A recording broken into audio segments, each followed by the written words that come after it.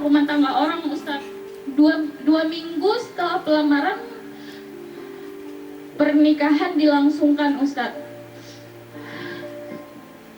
Tapi H-1 sebelum pernikahan berlangsung, saya sempat menangis kepada suami.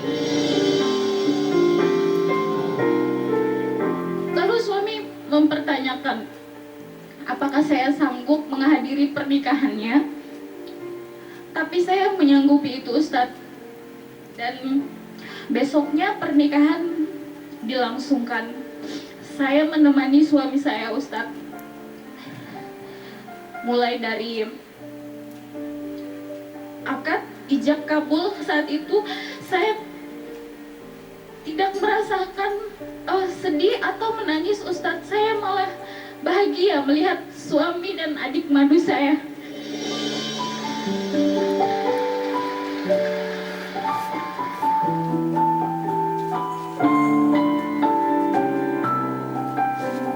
Hatimu terbuat dari apa, Mbak?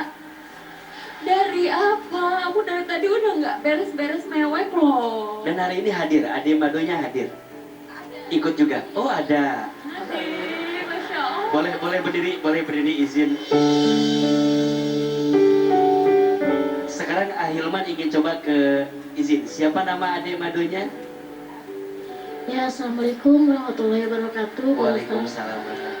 Dari awal emang sudah tahu bahwa suami kita itu memberitahukan dia sudah punya istri.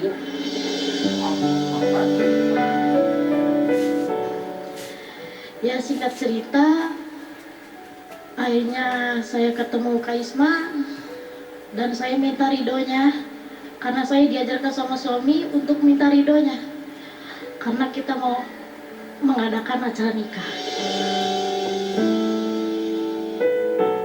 Terus apa yang menguatkan kakak pada akhirnya udah bismillah aja gitu?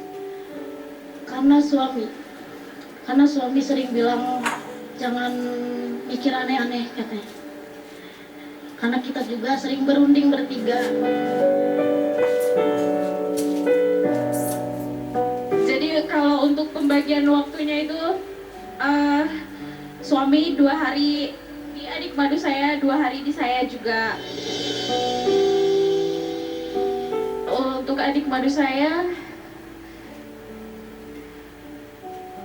tidak pernah membenci dia, Ustadz. Bahkan saat pertama bertemu, saya menyuruh suami saya untuk memilih dia sebagai istri.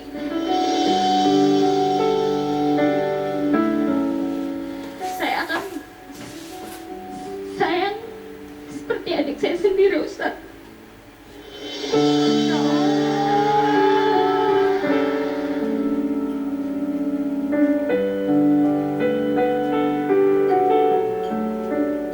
Saya ingin bertanya kepada Ustadz, sebenarnya ikhlas itu seperti apa, Ustadz? Karena saya tidak tahu apakah saya benar-benar ikhlas.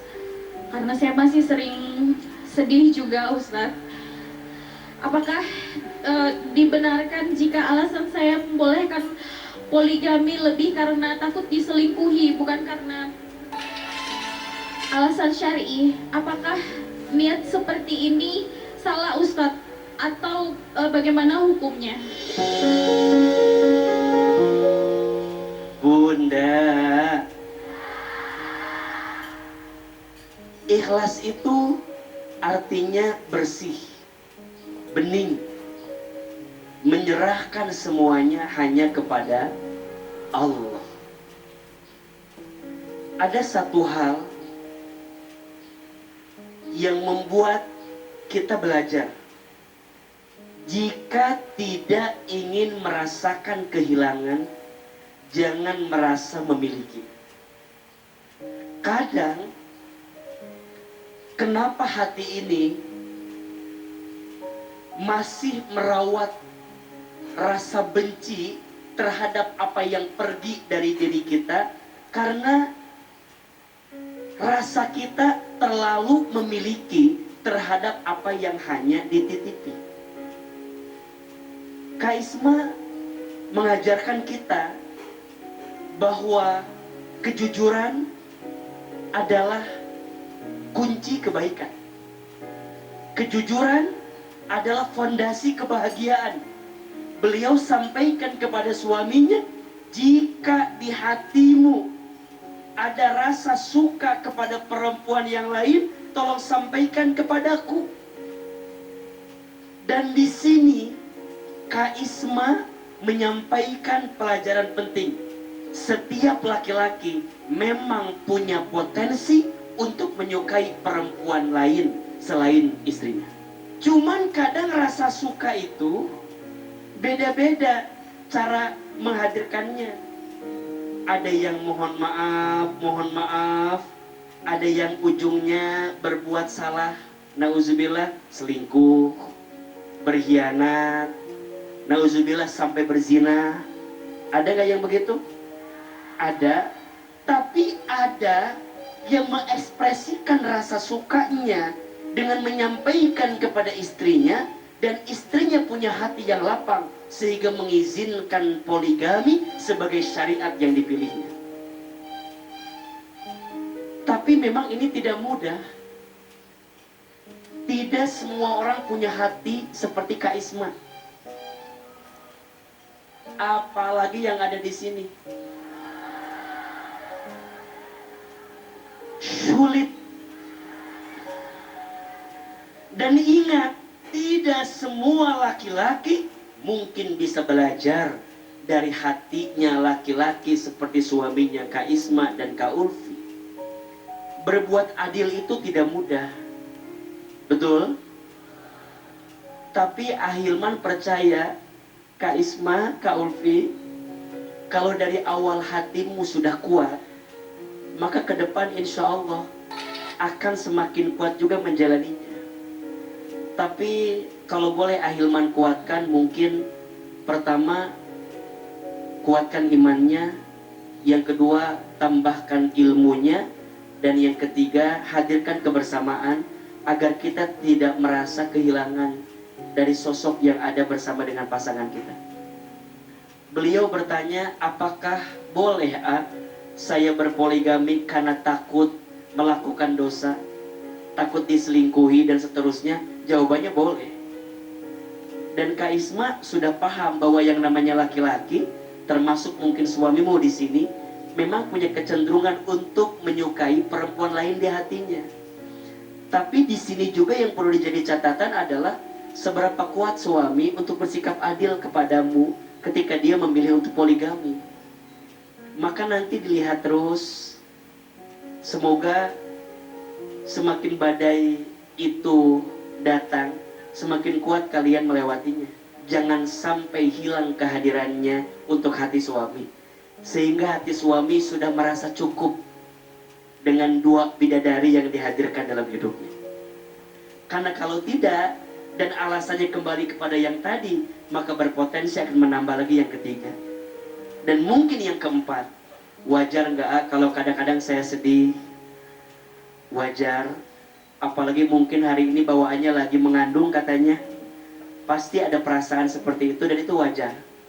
Tapi ingat, kembali kepada alasanmu kenapa memilih jalan ini. Karena pasti Kak Isma tahu ada pahala yang Allah siapkan untuk keikhlasan yang kamu hadirkan. Kak Ulfi, hormati kakak madumu, muliakan dia, sayangi dia. Jangan sampai perasaan dia muncul merasa kehilangan karena seakan-akan pasangannya diambil oleh dirimu. Ternyata tidak. Salam buat suami, salam buat keluarga. Jangan hiraukan judging orang, karena selama orang terdekatmu mencintaimu, maka semua akan baik-baik saja. Semoga ada hikmah dari kisah Kak Isma dan Kak Ulfi yang kita hadirkan. Amin ya Rabbal Alamin. Ya kalau suami saya tidak meminta, saya juga pasti tidak akan memilih jalan ini. Tapi karena itu pilihan suami saya, jadi ya sudah. Saya dari awal belajar bahwa mencintai makhluk manusia itu sewajarnya saja, tidak perlu berlebihan. Sehingga kalau terjadi hal yang seperti ini, saya tidak terlalu sakit.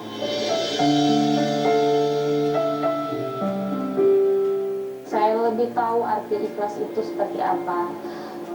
Saya jadi tahu bahwa bersedih atau menangis itu bukan berarti kita nggak ikhlas. Ya, berharapnya semoga